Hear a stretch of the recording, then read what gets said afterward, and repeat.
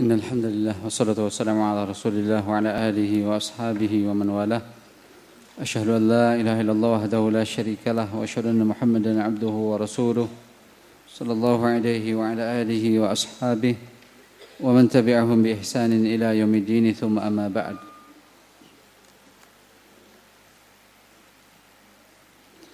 Ikhwati fillah rahimakumullah wa barakallahu fikum. Kita lanjutkan dalam pembahasan kitab as-shalah dari Manhajus Salikin karya Imam Abdurrahman bin Nasir As-Sa'di rahimahullahu taala.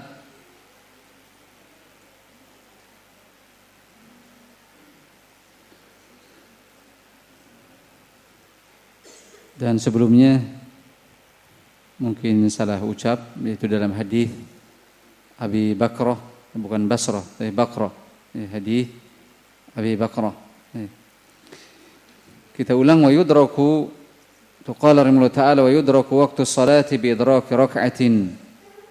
Liqaulihi sallallahu alaihi wasallam man adraka rak'atan min as-salati faqad adraka as-salah, muttafaqun alaih. Kata Syekh rahimahullah ta'ala, dan didapati waktu salat bidraki raka'ah, dengan mendapatkan satu rakaat. Jadi seseorang teranggap mendapatkan salat tersebut ketika dia minimalnya mendapatkan satu rakaat. Di qoulihi sallallahu alaihi wasallam man adraka rak'atan min as-salati faqad adraka as-salata, muttafaqun alaih. Berdasarkan hadis Rasulullah sallallahu alaihi wasallam menyatakan dalam hadis Abu Hurairah radhiyallahu taala anhu, barang siapa yang dia mendapati satu rakaat dari suatu salat, maka sungguh dia telah mendapatkan salat itu, teranggap sah. Ini menunjukkan, kata Syekh ta'ala, minimalnya seseorang yang mendapati waktu salat tertentu ketika dia mendapati satu rakaat. Yang telah kita sebutkan, ketika dia sudah mendapati satu rakaat ternyata azan salat berikutnya atau masuk pada waktu salat berikutnya, maka dia telah teranggap mendapatkan waktu salat tersebut yang sudah kita gambarkan. Mungkin dengan suatu uzur atau penghalang dia salat baru satu rakaat, dia salat zuhur baru satu rakaat azan asar. Maka orang yang seperti ini ketika dia mengakhirkannya tidak sengaja, karena satu uzur, kendati pun dia baru mendapatkan satu rakaat dan sudah terdengar adzan asar, maka dia teranggap mendapatkan waktu salat zuhur. Sehingga dia tinggal menambah 3 rakaat lagi untuk menyempurnakan zuhur. Dan dikiaskan yang lainnya, mendapati satu rakaat dari asar, kemudian ternyata keburu adzan maghrib, satu rakaat dari maghrib, kemudian mendapatkan atau terdengar adzan isya, maka dia teranggap mendapatkan hal itu selama tentunya mengakhirkannya tidak disengaja, karena ada suatu uzur yang menjadikan dia mengakhirkan dari sholatnya, misalkan tertidur, lupa, pingsan, atau suci dari haidnya, suci dari nifasnya, dan yang lainnya dari hal-hal yang di luar batas kemampuan manusia, atau dia sadar dari mabuknya, atau sadar dari gilanya, ternyata masih mendapati beberapa menit untuk sholat, karena dia belum melakukan sholat itu.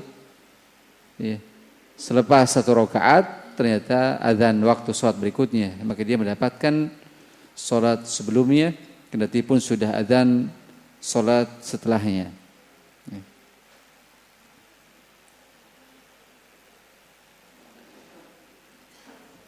Dari sini ada dua permasalahan ikhwati fillah rahimakumullah. Yang pertama,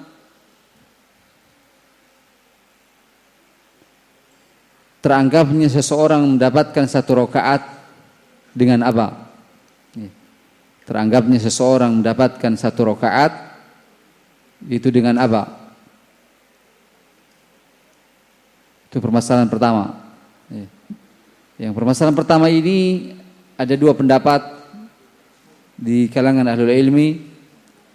Yang pertama, seseorang mendapatkan atau teranggap dia mendapatkan satu rakaat ketika mendapatkan takbiratul ihram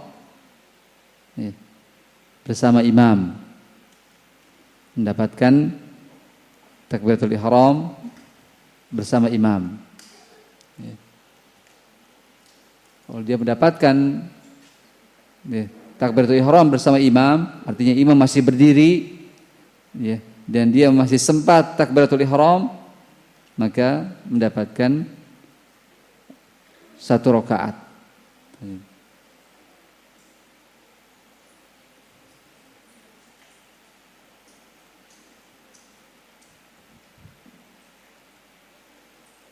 Dan jumhur para ulama berpendapat seseorang mendapatkan satu rakaat ketika dia mendapatkan ruku' dengan tumakninah bersama imam. Mendapatkan ruku' dengan tumakninah. Artinya apa? Yakin. Dia mendapatkan ruku' dengan imam dan bisa membaca doa ruku'. Tidak sebagian orang tahu imamnya mau bangkit dari ruku, dia apa? Ruku dulu. Padahal imamnya sudah naik, dia ruku dulu. Habis itu apa? Ikut naik. Yang seperti itu tidak mendapatkan rakaat. Apalagi kalau dia yakin bahwasanya tidak mendapatkan ruku, sudah terdengar imam mengatakan sami'allahu liman hamidah. Itu namanya belum yakin. Dia mendapatkan ruku dengan imam. Syaratnya tadi yakin mendapatkan ruku dengan imam dan bisa membaca minimalnya satu kali doa ruku. Jangan sampai baru dia turun untuk ruku imam sudah naik, belum membaca. Itu syaratnya yang disebutkan oleh Syekh Al-Utsaimin Ta'ala, adanya yakin dia mendapatkan ruku dengan imam. Dan tentunya rukunya tidak dilakukan dengan bergegas cepat. Di luar shaf, misalkan masuk masjid. Baru masuk masjid dia sudah ruku sampai apa? Jalan menuju shaf, menuju barisan. Tidak. Tapi rukunya ketika sudah sampai di barisan. Tidak ruku sambil geser-geser. Ada orang yang masuk ke barisan, habis setelah ruku baru geser ke kanan, ngerapetin dengan yang lain. Tidak. Tapi rukunya kalau sudah dia berdiri di shaf, berbaris, rapat dengan yang lain. Jadi tidak ruku dari pintu, tidak ruku sambil meluruskan barisan. Terkadang pula kita dapati ada yang takbir sambil geser-geser. Seharusnya sebelum takbir dia apa? Merapatkan barisan dan meluruskan. Jangan merapatkan dan meluruskan setelah takbir baru. Sambil melirik juru matanya ke kanan ke kiri. Sudah lurus apa belum? Yang seharusnya apa? Meluruskan dan merapatkan barisan sebelum takbir. Itu masalah yang sering terjadi. Tergesa-gesa untuk takbiratul ihram dan juga ada yang tergesa-gesa untuk ruku'. Ingin mendapatkan ruku' dengan imam. Hal itu berdasarkan hadis yang sudah kita sebutkan, itu hadis Abi Bakrah Nufi' ibn Harith dalam Sahih Bukhari, ketika sahabat Abi Bakrah datang ke masjid, kemudian intaha ila Nabi sallallahu alaihi wasallam wa huwa raqi'un, bergabung untuk ikut sholat dengan Nabi SAW dalam kondisi Nabi SAW sedang ruku. Ya. Maka faraka'a hatta yasira ila shaf. Beliau pun ruku, ya, sampai masuk ke barisan. Jadi sambil jalan sambil ruku masuk ke barisan. Ya.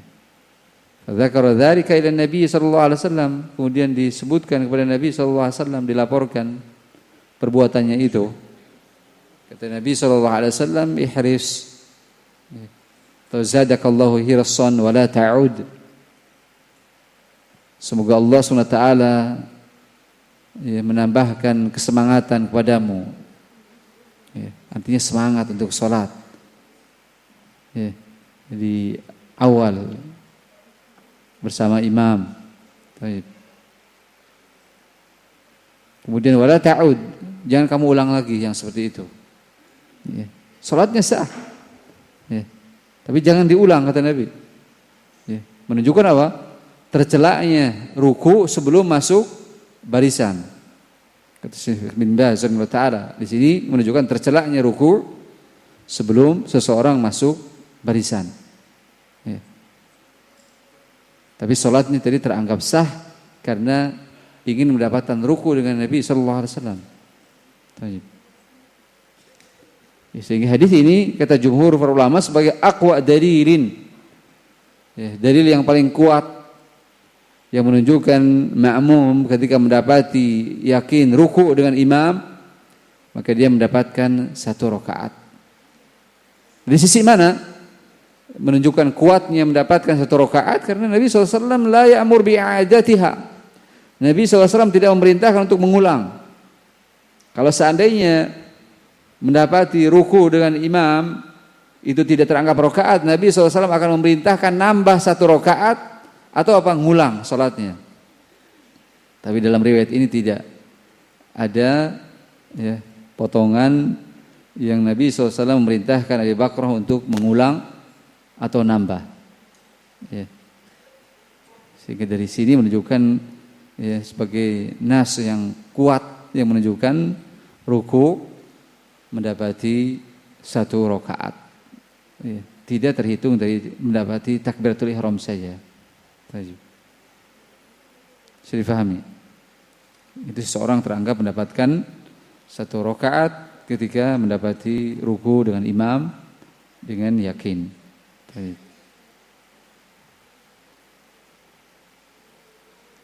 Sebagian makmum ada yang nakal. Ya. Masuk masjid ketika imamnya ruku, ya. Kata Syekh Utsaimin ada yang suka ngomong kalau di Arab seperti itu kan orang-orangnya, ya. Berani, transparan. Sambil masuk masjid apa? Isbir, fa innallaha ma'as sabirin, gitu. Maksudnya memerintahkan ke imamnya untuk sabar ruku. Saya belum ruku ini, sabar. Sungguhnya Allah bersama orang yang sabar. Suka nunggu. Jadi memerintahkan imamnya supaya sabar ruku yang lama, dia mau nyusul. Ya. Atau dengan kata-kata lain. Ya. Atau dehem dan yang lainnya. Ya. Tetapi kata para ulama, kalau seandainya imam yang dengan sendirinya inisiatif bersabar, tidak mengapa. Bukan perintah atau anjuran makmum. Ya. Misalkan imam tahu ada orang yang jalan menuju barisan atau masuk masjid, dia tambah lagi bacanya, baca rukunya, ya. Kasihan ke orang ini, supaya mendapati 1 rakaat, itu tidak mengapa. Ya. Kalau itu datang dari imam, inisiatifnya. Ya. Tapi perlu dilihat, ya, kalau orang ini biasa dua kali terus menerus kebiasaannya. Ya datang terlambat terus, ya imam ya jangan kasihan. Ya. Kalau dijadikan kebiasaan, ya, setiap datang ke masjid, ya, imam lagi ruku, terus seperti itu. Ya. Karena tahu imamnya kalau dengar orang yang jalan biasanya suka dilamakan rukunya. Ya. Jangan. Ya.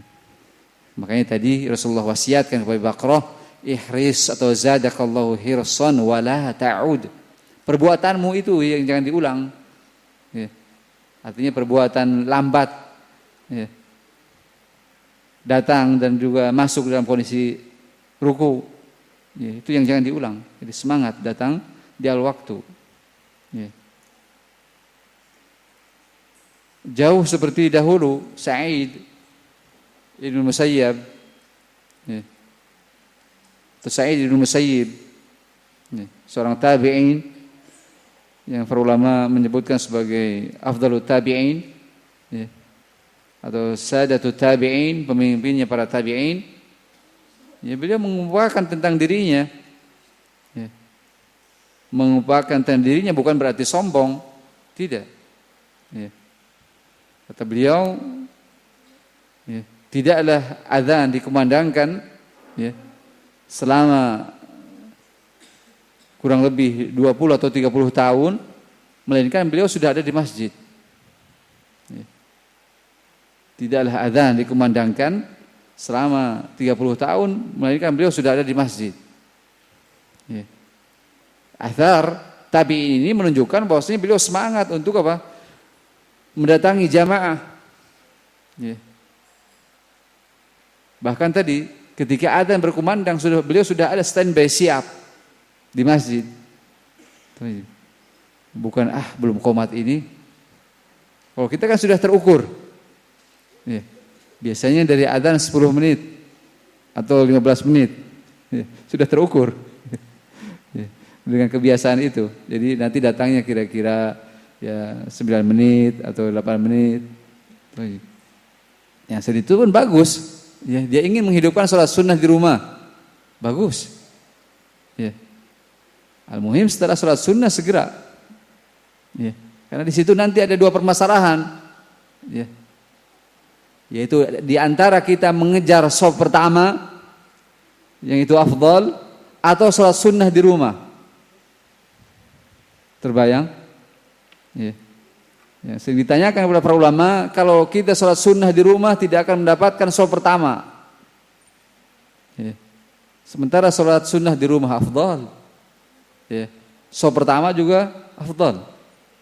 Ya. Jadi kalau kita berangkat duluan, bisa shaf pertama dan bisa sholat sunnah. Itu yang sering. Ya. Kalau bisa menjamak dua-duanya, alhamdulillah. Ya. Begitu adzan selesai sholat sunnah langsung berangkat ke masjid cari shaf pertama. Berarti dia mendapatkan dua-duanya. Keutamaan sholat sunnah di rumah dan keutamaan shaf pertama. Itu cuman kalau di kita. Tapi kalau antum di Yaman, di Arab, jangan harap sholat sunnah di rumah bisa dapat shaf pertama. Jangan harap. Karena orang sudah matok duluan. Ya. Sebelum adzan orang-orang sudah matok, sudah meletakkan barang. Ya, antum bisa lihat saja di Masjid Haram Nabawi nanti. Di Nabawi lah, kalau Haram mungkin masih bisa bersaing. Tapi kalau di Nabawi antum, ya, datang ke masjid ketika takbir Allahu Akbar, ya, dengar qomat baru turun, dapatnya di teras di halaman depan. Ya. Kalau kita kan apa, qomat masih bisa mungkin di halaman pertama atau di shaf pertama. Ya. Semangatnya manusia dalam mendatangi sholat jamaah. Ya. Sehingga kalau ingin shaf pertama, ya, nanti kalau antum ziarah ke Nabawi itu harus jauh-jauh sebelum adzan. Ya, jauh-jauh sebelum adzan. Ya, apalagi kalau ingin sholat di Raudhah, ya, itu pun harus jauh-jauh. Ya, orang banyak berebut, ya, di tempat-tempat yang utama. Baik. Itu permasalahan yang pertama, ya, mendapati rakaat, yaitu dengan mendapati ruku. Mau itu ruku dengan imam atau ruku sendiri, ya. Misalkan sholatnya dia sendiri, ya. Pas dia sedang ruku, ya, sudah membaca doa, terdengar azan, ya, sholat berikutnya, maka dia mendapatkan 1 rakaat, ya, tinggal sempurnakan kekurangannya, ya, dari sholat tersebut. Al-muhim mendapati ruku dengan imam atau dengan sendirian, maka dia mendapatkan rakaat salat tersebut, tinggal menyempurnakan. Ya.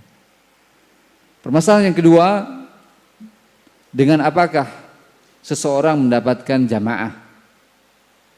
Tadi yang pertama, dengan apakah seseorang mendapatkan rakaat? Ya. Yang kedua, dengan apakah seseorang mendapatkan jamaah? Terhitung dia salat berjamaah dengan apa? Ya. Bisa dipahami? Ya. Permasalahan yang kedua. Ya. Sama ini juga ada yang berpendapat ya, mendapati jamaah yaitu dengan dia mulai awal takbir dengan imam, takbiratul ihram. Ya. Berarti dia mendapatkan sholat jamaah dengan imam. Dan pendapat yang paling kuat dalam hal ini, seseorang dianggap mendapatkan pahala jamaah ya, ketika dia mendapatkan imam sebelum salam, ya, maksimalnya atau minimalnya ya, sebelum salam. Artinya mendapati imam masih di tasyahud akhir, ya, maka itu pun teranggap dia mendapatkan jamaah. Berdasarkan hadis yang sudah kita baca, hadis Abu Hurairah radhiyallahu ta'ala anhu. Ya.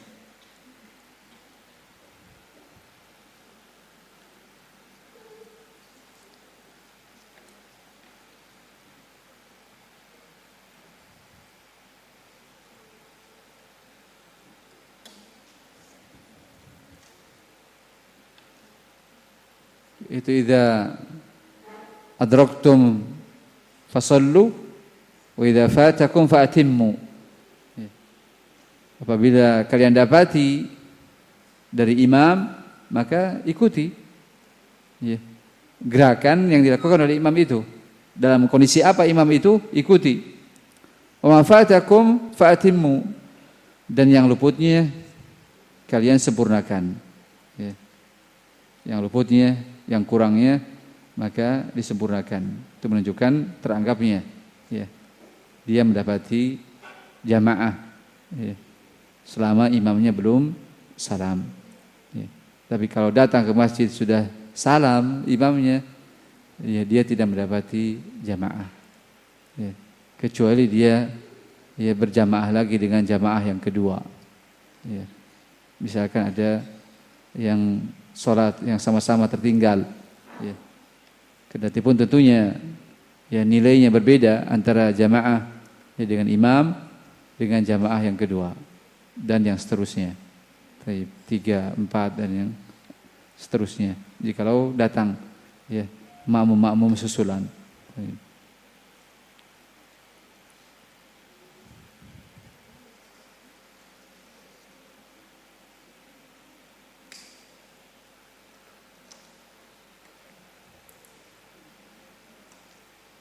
Bisa difahami ya.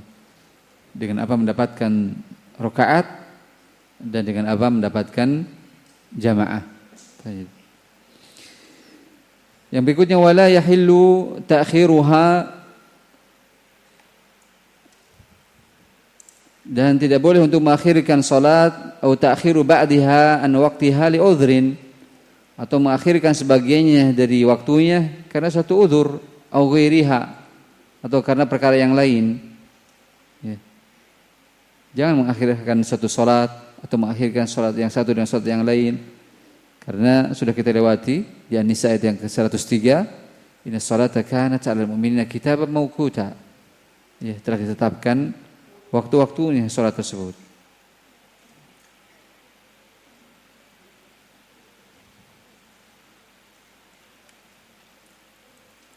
Dan juga hadis Abi Qatadah dalam Sahih Muslim, kata Nabi sallallahu alaihi wasallam, laisa fin naumi tafriyatun, inma tafritu ala man lam yusalli salata hatta yaji'a waqtu salatil ukhra.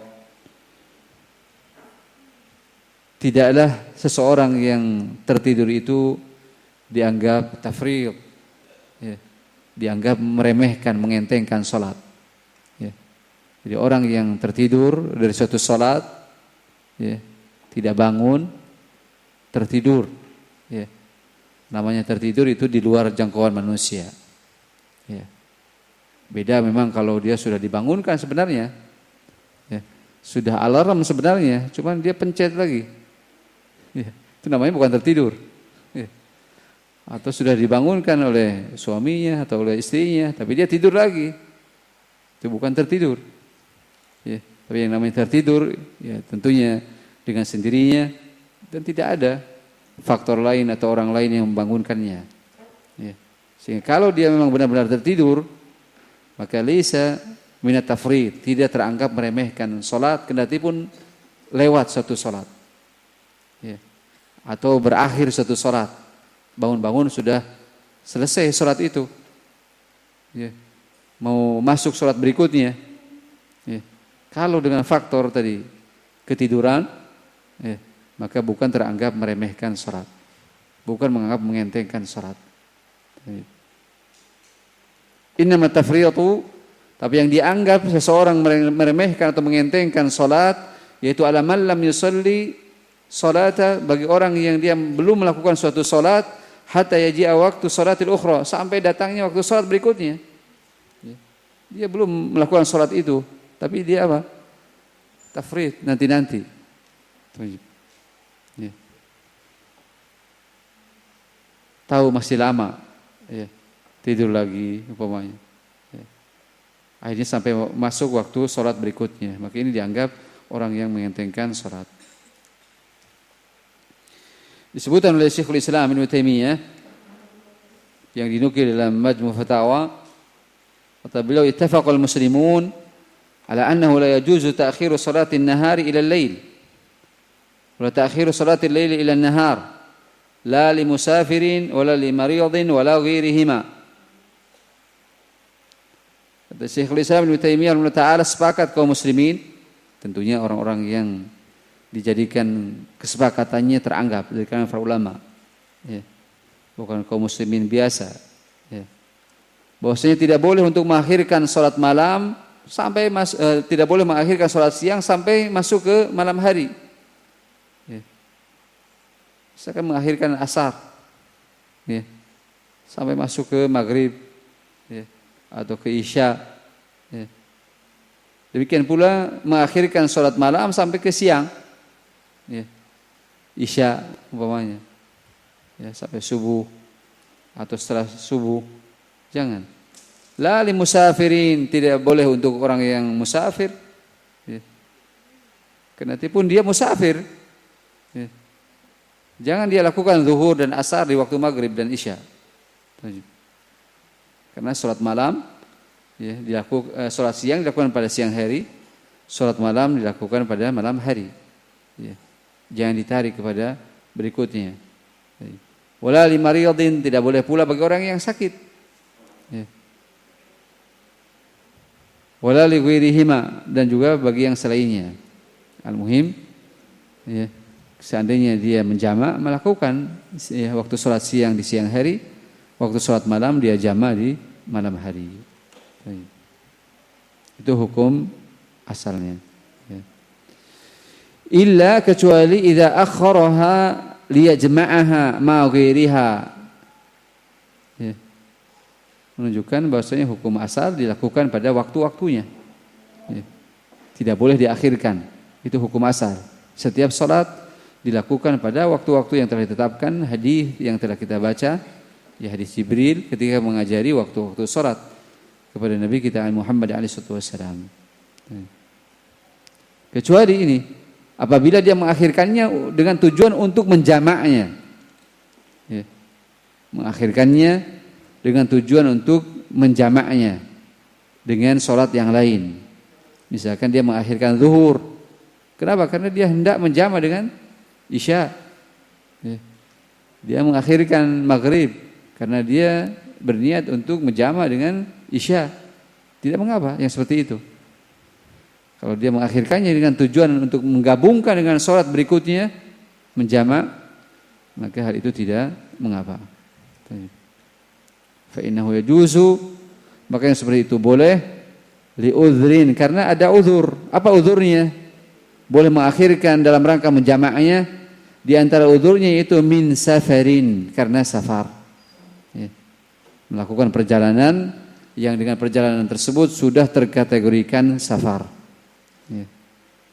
Yang sering kita ulang-ulang. Ya. Ketika sudah teranggap meninggalkan bangunan-bangunan kotanya. Dalam masalah ini ada khilaf, ya. Ada dengan urf, ya. Kebiasaan, yaitu meninggalkan bangunan-bangunan kotanya, sudah meninggalkan bangunan-bangunan kotanya. Ada yang dengan jarak, ya. Seseorang mengambil rukhsah safar atau dikategorikan safar.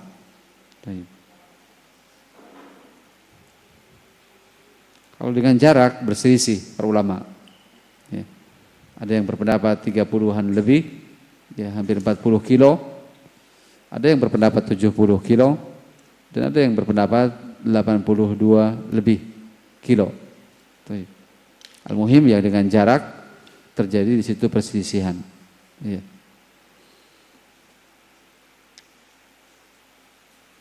Sehingga yang kuat Allah alam kembali ke uruf kebiasaan, ya. Hal itu sudah teranggap safar, jauh meninggalkan kotanya, ya. Bukan ya kotanya lagi, dan sudah teranggap perjalanan yang memayahkan, meletihkan.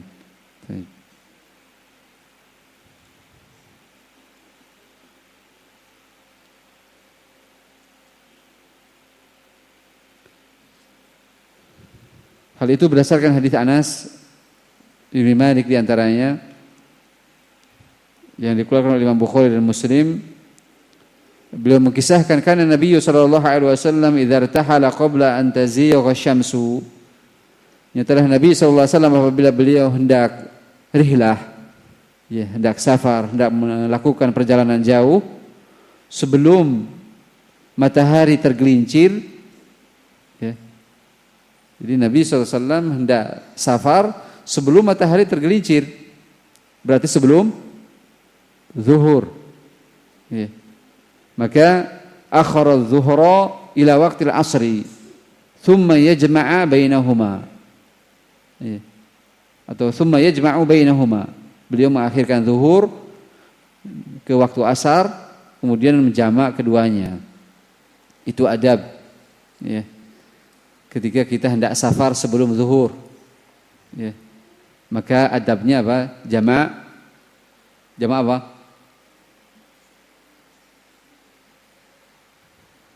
Takdim atau takhir kalau safarnya sebelum zuhur? Berdasarkan hadis ini jamak takhir, ya. Kalau kita berangkat sebelum zuhur maka sunnahnya seperti yang dilakukan oleh Nabi SAW, nanti zuhurnya digabung dengan asar, ya. Di waktu asar. Itu kalau safarnya, ya, sebelum zuhur. Tapi kalau safarnya di waktu zuhur, adabnya jamak takdim. Ya. Kita mau safar nih, ya, di waktu zuhur, maka apa? Zuhur dulu, kemudian asar. Ya. Asar ditarik di waktu zuhur, takdim namanya. Itu diperhatikan. Ya, adab ketika bepergian, ya, kapan menjamaknya. Baik.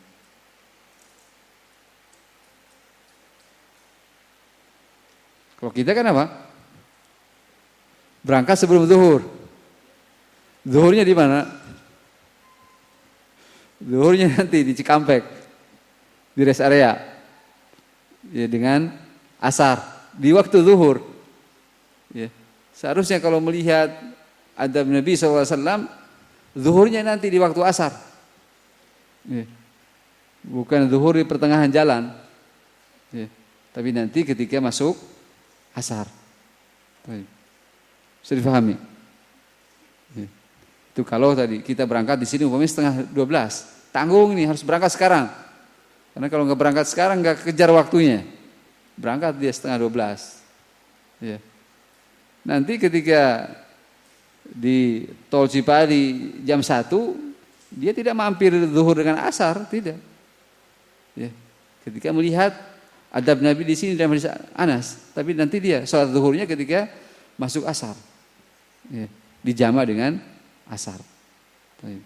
Beda tadi halnya kalau dia berangkat waktu zuhur, maka dia sholat zuhur, ya. Kemudian dijama dengan asar. Setelahnya dia sholat asar. Ya. Dan otomatis karena dia menjamaknya di waktu zuhur dan dia belum berangkat, berarti jama dengan sempurna, ya, tidak dengan qasar. Itu bedanya. Ya.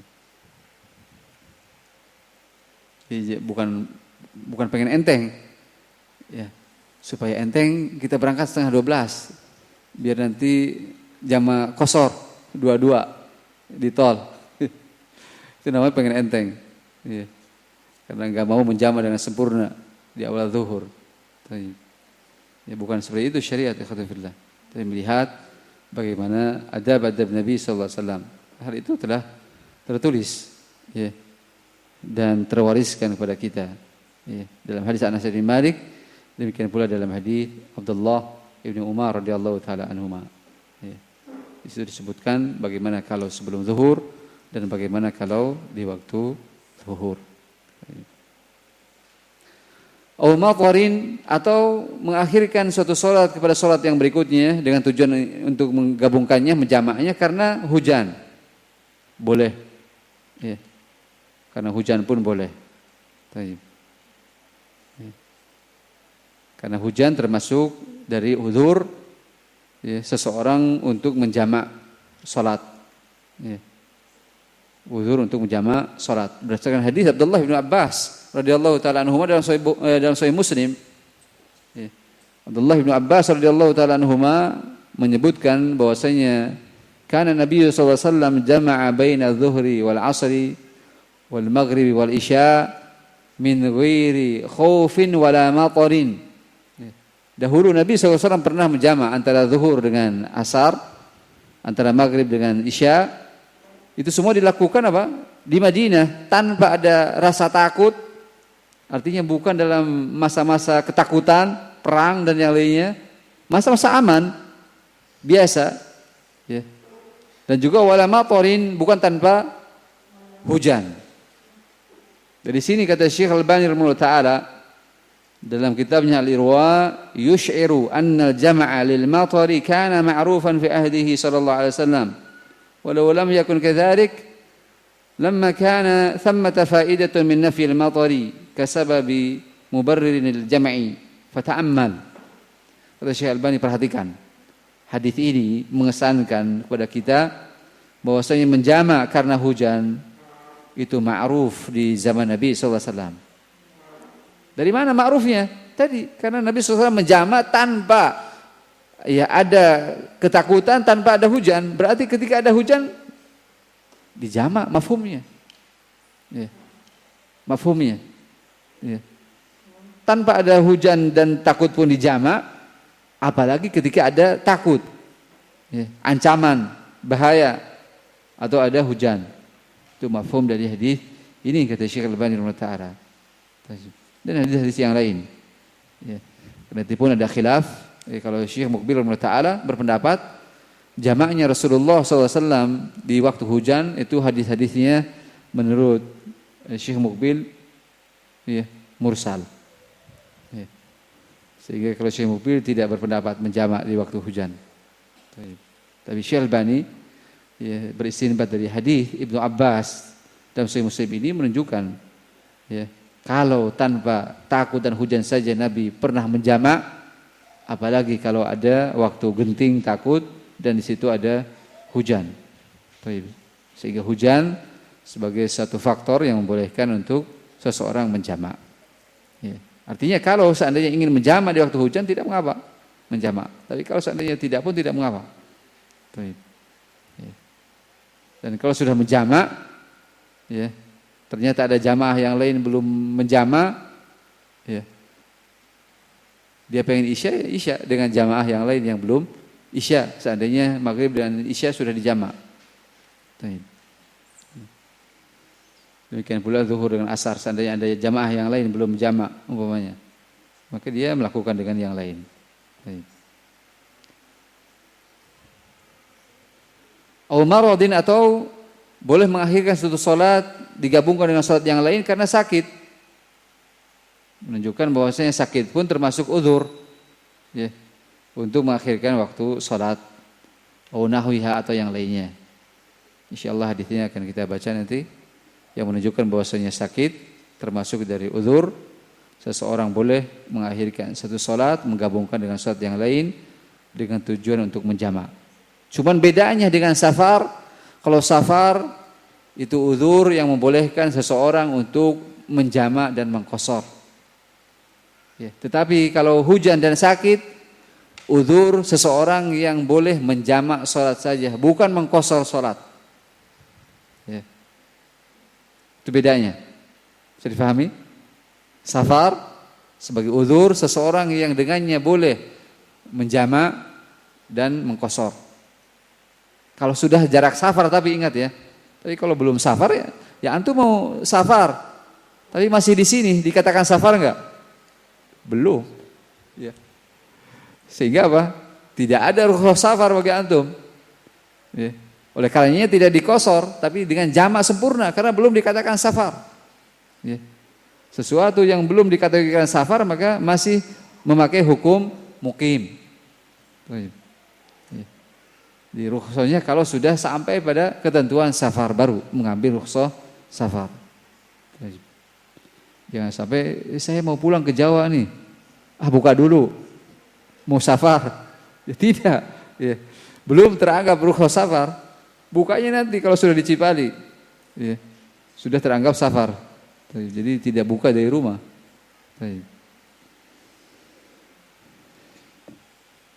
Itu kalau safar, ya, membolehkan untuk menjamak dan mengqashar. Tapi kalau sakit ataupun hujan, ya, hanya rukhsah untuk jamak, bukan untuk safar. Ya. Ya, membolehkan untuk jamak, bukan untuk qashar. Ya. Bukan untuk qashar. Wallahu ta'ala alam bissawab. Tafadhalu barakallahu fikum. Subhanakallahumma wa bihamdika asyhadu an la ilaha illa anta astaghfiruka.